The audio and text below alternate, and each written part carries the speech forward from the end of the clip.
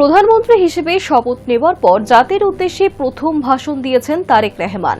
বাংলাদেশে দীর্ঘদিনের অশান্তি টালমাটাল পরিস্থিতি কাটিয়ে অবশেষে একটি দিকে মোড় নিতে চলেছে বাংলাদেশ। নতুন প্রধানমন্ত্রী এবার দেশের জন্য কি করেন সেদিকে তাকিয়ে বাংলাদেশবাসী। বুধবার রাতে জাতির উদ্দেশ্যে বাংলাদেশ টেলিভিশন এবং বেতারে ভাষণ দিয়েছেন তারেক রহমান। প্রথম ভাষণে তিনি জানিয়েছেন, আমি দেশবাসীর উদ্দেশ্যে একটি বার্তা দিতে চাই। মুসলমান, হিন্দু, বৌদ্ধ, খ্রিস্টান তথা দলমত, ধর্ম, বর্ণ নির্বিশেষে পাহাড়ে কিংবা সমতলে বসবাসকারী এই দেশ আমাদের সকলের।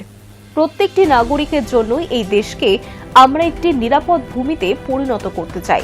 একটি স্বনির্ভর, নিরাপদ, মানবিক, গণতান্ত্রিক বাংলাদেশ প্রতিষ্ঠাই বিএনপি সরকারের প্রধান লক্ষ্য। মঙ্গলবার বিকেলে তারেক রহমান বাংলাদেশের 11তম প্রধানমন্ত্রী হিসেবে দায়িত্বভার গ্রহণ করেছেন। বুধবার সকাল থেকেই অত্যন্ত ব্যস্ততার সঙ্গে কেটেছে তার গোটা দিন। সর্বশেষ কর্মসূচি ছিল জাতির উদ্দেশ্যে ভাষণ।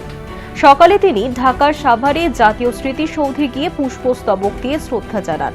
প্রধানমন্ত্রীর সঙ্গে গিয়েছিলেন মন্ত্রী পরিষদের অন্যান্য সদস্যরাও। সেখান থেকে ফিরে তারেক রহমান যান তার প্রয়াত পিতা জিয়াউর রহমান এবং মা খালেদা জিয়ার কবর জিয়ারত করতে। মধ্যাহ্ন ভোজনের পর যান বাংলাদেশ সচিবালয়ে। সেখানে বুধবারই প্রথম মন্ত্রিসভার বৈঠক অনুষ্ঠিত হয়। বৈঠকে প্রধানমন্ত্রী তারেক রহমান বলেন, এখন সকলের আশু কাজ হবে দ্রব্যমূল্য নিয়ন্ত্রণ এবং আইন শৃঙ্খলা পরিস্থিতির উন্নতি ঘটানো। প্রধানমন্ত্রী জানিয়েছেন, সিন্ডিকেট রাজ্যের অবসান হলো আজ।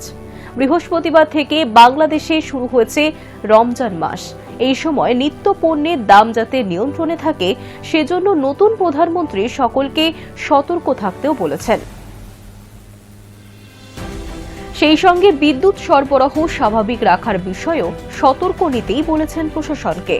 প্রথমে ঠিক ছিল তিনি সন্ধ্যায় জাতির উদ্দেশ্যে ভাষণ দেবেন, কিন্তু কিছু গুরুত্বপূর্ণ বৈঠকে ব্যস্ত হয়ে পড়ায় তার ভাষণের সময় পিছিয়ে করা হয় রাত 10:45।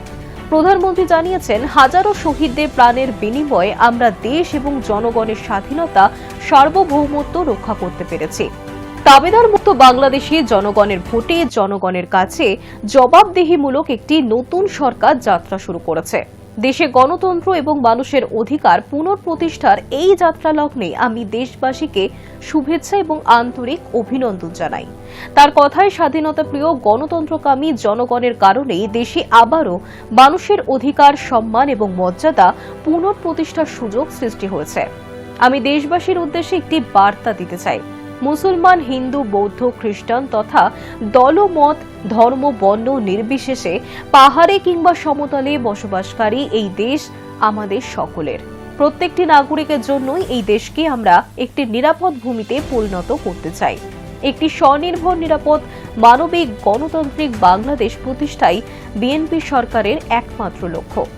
আওয়ামী লীগের নাম না করেই নতুন প্রধানমন্ত্রী বলেন, ফ্যাসিবাদের সময়কালে দুর্নীতি, দুঃশাসনে পর্যদস্ত একটি ভঙ্গুর অর্থনীতি, দুর্বল শাসন কাঠামো আর অবনতিশীল আইন শৃঙ্খলা পরিস্থিতির মধ্য দিয়ে নতুন সরকার যাত্রা শুরু করেছে।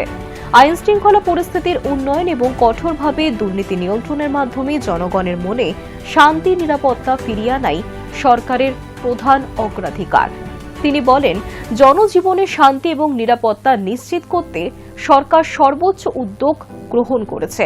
দেশের প্রত্যেকটি সাংবিধানিক এবং সরকারি বেসরকারি প্রতিষ্ঠান চলবে বিধিবদ্ধ নীতি নিয়মে।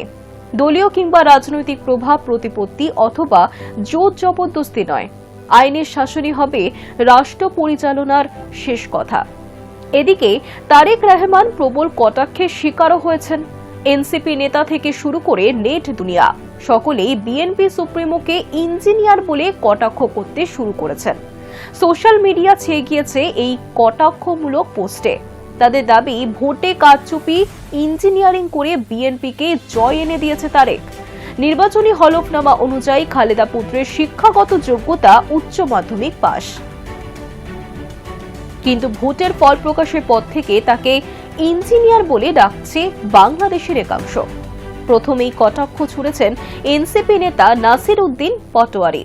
তারেকের ইঞ্জিনিয়ার অবতারের ছবি দিয়ে নেটিজেনেরা বলতে শুরু করেছেন, একেবারে সুদক্ষ ইঞ্জিনিয়ারের মতো ভোটে কারচুপি করিয়েছেন তারেক। জামাতপন্থীরা ইতিমধ্যেই 32টি কেন্দ্রের ফলাফলকে চ্যালেঞ্জ করে নির্বাচন কমিশনে অভিযোগ জানিয়েছেন। তাদের দাবি, তারেকের অঙ্গুলি হেলনে ফলাফল প্রকাশের আগেই প্রার্থীদের জয়ী ঘোষণা করে দেওয়া হয়েছে। হিংসা, নারীদের উপর অত্যাচার, এই সমস্ত কিছুর মাধ্যমেই জনমতকে প্রভাবিত করেছে তারেকের নেতৃত্বাধীন বিএনপি। এই অভিযোগেই পথে নেমে বিক্ষোভের ডাকও দিয়েছে জামাত। তবে হাজারো কটাক্ষের মাঝেও শান্ত থেকেছেন তারেক। ফল প্রকাশের পর ভোটে কারচুপি নিয়ে প্রশ্নের জবাব তার দল বলেছে, জনগণকে ভোট দিতে উৎসাহিত করাই ছিল আমাদের একমাত্র ইঞ্জিনিয়ারিং। উল্লেখ্য, বাংলাদেশের জাতীয় সংসদে 299টি আসনের মধ্যে 212টিতে জয়ী হয়েছে বিএনপি। স্বভাবতই সংখ্যাগরিষ্ঠ দল হিসেবে তারাই সরকার করেছে। তবে কম তাৎপর্যপূর্ণ নয় বাংলাদেশের গণতান্ত্রিক কাঠামোয় প্রধান বিরোধী দল হিসেবে জামাতের উত্থান।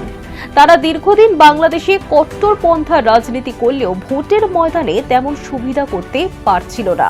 যদিও এবারের ভোটে এককভাবে 68টি এবং জামাত জোট 77টি আসন দখল করেছে। শতাংশের হিসেবে 38.50% ভোট পেয়েছে তারা।